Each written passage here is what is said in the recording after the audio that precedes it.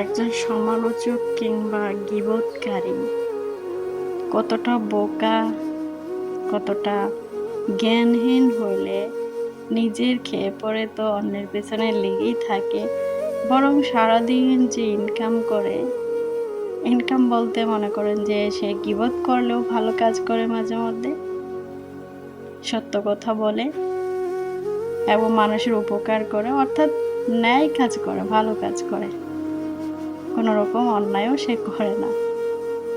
এই যে ভালো কাজগুলোর কথা বললাম, সে অবশ্যই কোনো কিছু করতে গেলে তার একটু হলেও কষ্ট হয়। মনে করেন যে 5 ওয়াক্ত নামাজই সে পড়লো, পাশাপাশি সে গীবতও করলো, অন্যের সমালোচনা করলো।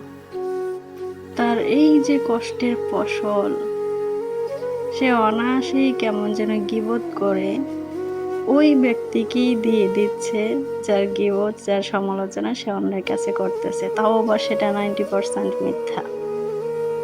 এই জন্যই সর্বপ্রথমে বলছিলাম যে গীবতকারী কতটা বোকা, কতটা জ্ঞানহীন। তার অর্জিত, তার ইনকাম, তার কামাই, কষ্ট করে কামাই করা সেই ফসল অন্যকে দিয়ে দিচ্ছে, আর সেটা অটোমেটিকলি যায়। আমরা যখন কোনো মানুষের পেছনে কোনো গীবত করি, কোনো রকম সমালোচনা করি, তাও আবার সেটা মিথ্যে সমালোচনা, গীবত কোনোভাবেই করার কোনো অনুমতি নেই ইসলামে, সেটা হয়তো বা আপনারা অনেকেই জানেন।